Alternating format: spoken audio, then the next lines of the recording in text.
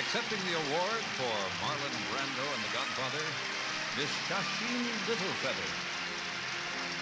The story of Sacheen Littlefeather has always hovered between myth and fact, and for nearly half a century, the myth was the one most people knew. To the public, she was the young woman who appeared on the stage of the 1973 Academy Awards in a fringed buckskin dress, holding a feather, speaking not for herself, but on behalf of Marlon Brando. Her face was serene, her words firm, her presence electrifying. She was the Apache activist who scolded Hollywood in its own temple, denouncing the mistreatment of Native Americans on screen and off. She claimed that John Wayne nearly attacked her backstage, that she was blacklisted for her bravery, and that she carried the scars of a brutal childhood with an alcoholic Apache father. For decades, this version of Sacheen Littlefeather, noble, tragic, heroic, was the one repeated in obituaries, documentaries, and even by the Academy itself, which publicly apologized to her just before her death in 2022. The abuse you endured because of this statement was unwarranted and unjustified. The emotional burden you have lived through and the cost to your own career in our industry are irreparable.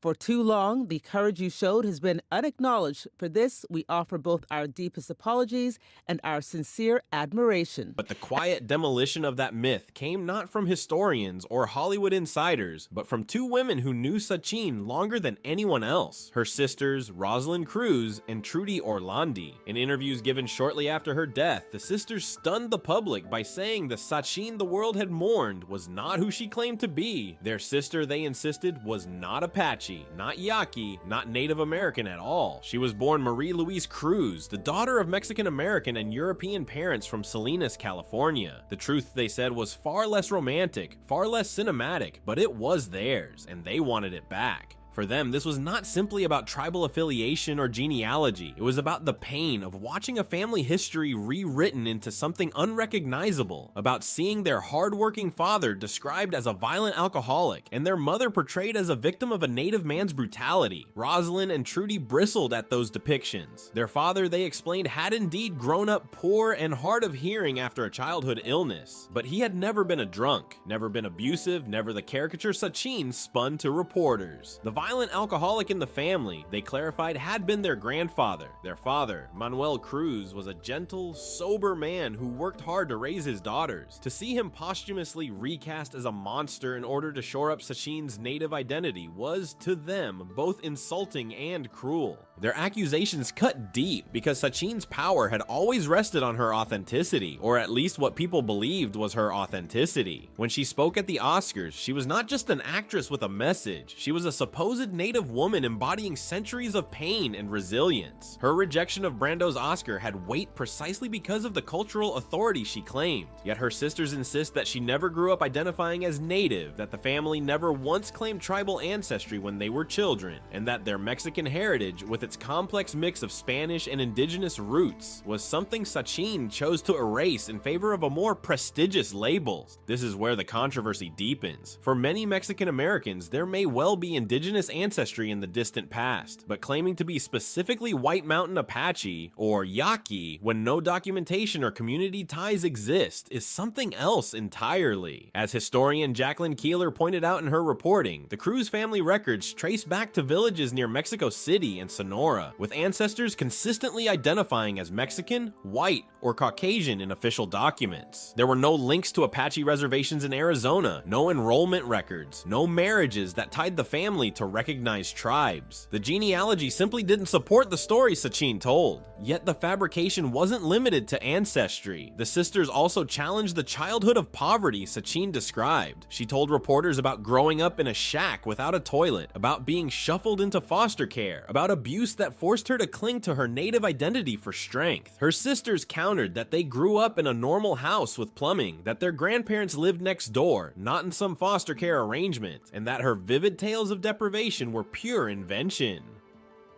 Trudy Orlandi scoffed at one of Sacheen's most repeated quotes about showing neighborhood kids their new toilet. "Of course we had a toilet," she said flatly. The sisters even suggested that Sacheen's very name, which the world took as a spiritual native label, may have been nothing more than a fabrication pulled from a spool of ribbon. As children, they had done sewing projects with materials from the Sacheen Ribbon Company, and they suspected that this is where their sister plucked the name Sacheen. The story Sacheen later told, that the name came from a Navajo elder at the Alcatraz occupation, was, according to longtime activists, simply not possible. Prominent Native women who lived on Alcatraz during the famous occupations said they had never met her there. Her claim that the name meant little bear in Navajo was also debunked, as it did not align with Navajo naming customs or language. For Native activists of the 1970s, the suspicion had always been there. Lenata Warjack, a Shoshone activist and key figure in the Alcatraz occupation, admitted she and others were puzzled when Sacheen appeared at the Oscars claiming leadership in a movement they had never seen her participate in. They found it odd that she later posed for Playboy, an act few Native activists of the time would have considered consistent with their struggle, and yet Hollywood and the media were eager for her image, the beautiful, stoic Indian princess who could embody a story of protest. She fit their stereotype perfectly, and that was perhaps why she was embraced so readily.